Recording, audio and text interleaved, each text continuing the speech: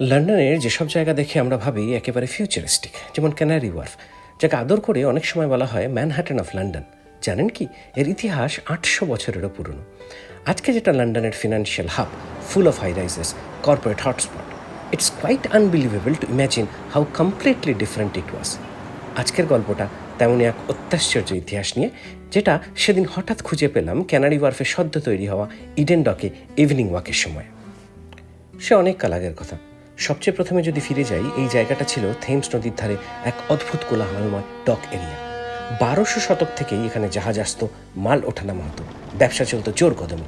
1802 সালে তৈরি হয় ওয়েস্ট ইন্ডিয়া ডকস, যা তখন বিশ্বের অন্যতম ব্যস্ত আর আধুনিক বন্দর।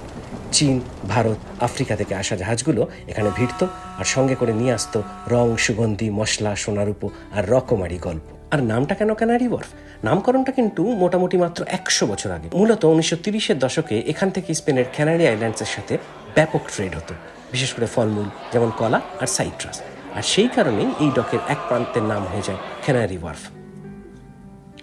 কিন্তু এরপর এলো যুদ্ধ, এলো বোমাবর্ষণ, এলো ভাঙাচোরা ইতিহাস।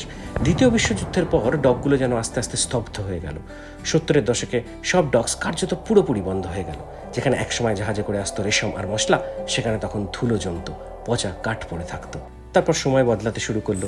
1980-র দশকের শেষের দিকে থ্যাচার গভর্নমেন্ট এক বিশাল রিডেভেলপমেন্ট প্রজেক্ট শুরু করলো ডকল্যান্ডসকে ফের বাঁচানোর প্রচেষ্টায়।